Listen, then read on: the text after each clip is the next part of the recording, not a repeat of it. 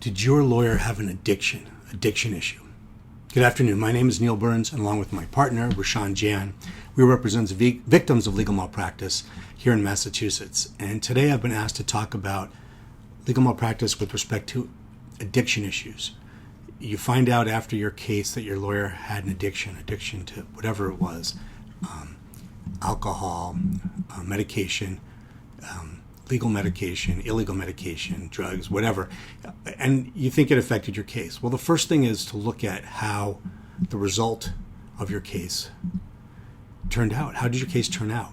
If your client seemed weird at trial, but you won, was it malpractice? Maybe, but what are your damages? Lots of times, though, you don't quite understand it. You think your lawyer is professional. He or she may have a quirk. Something went on between the lawyer and the judge. The judge seemed to reprimand him.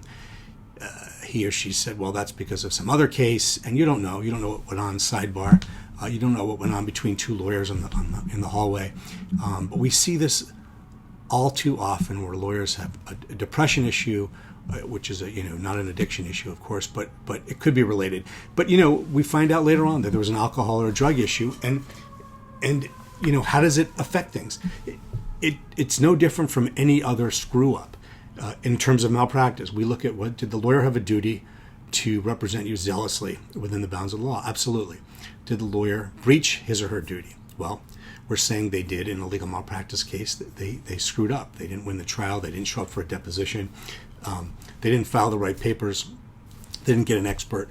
Whatever it is. And then was that breach of duty the cause of your damages? Was it the cause of your damages? If a competent attorney had done everything right, would you have won, or would you have not lost your rights? If that's the case, then the addiction may have been a contributing factor, and you may have a case. So if you're a victim of legal malpractice and you think your lawyer was addicted to something, had some sort of problem that he or she was handling through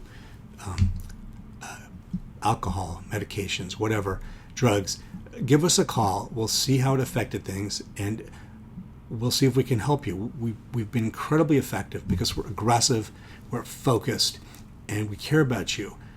We want to help you. Call Burns & Jain, 617-227-7423. Thank you.